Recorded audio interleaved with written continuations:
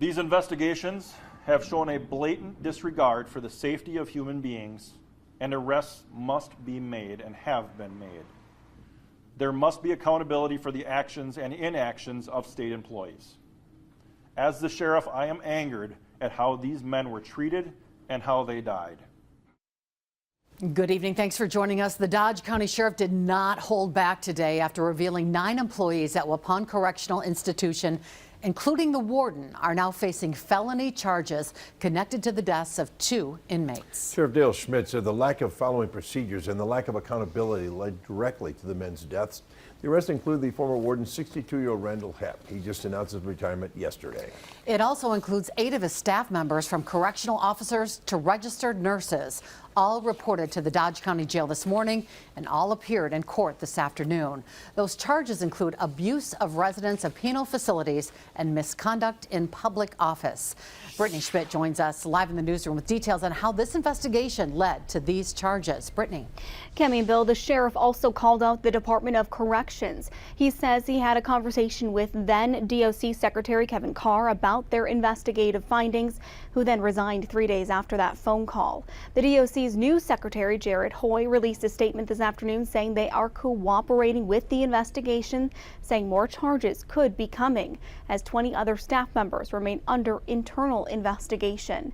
As we've reported, 4 people have died at the prison since June of last year, but the 2 most recent deaths of Cameron Williams and Donald Meyer are the ones that led to these criminal charges against staff members. Williams was found dead at the facility in October of 2023. The medical examiner ruled his cause of death a stroke. Sheriff Schmidt says their investigation revealed Williams had multiple medical episodes where no medical assistance was provided and no action was taken by supervisors. The ME determined Williams was dead 12 hours before he was discovered by staff members. Meyer was found dead at the prison in February of this year. Schmidt said staff members failed to feed him 9 out of 12 meals over a 4-day period and did not follow hunger strike protocols. Schmidt says water was shut off in the inmate's cell numerous times for legitimate reasons, but documentation failed to reveal how long he was without water. According to the sheriff, Meyer drank sewage water. The medical examiner ruled his cause of death dehydration and malnutrition and ruled the manner of death a homicide.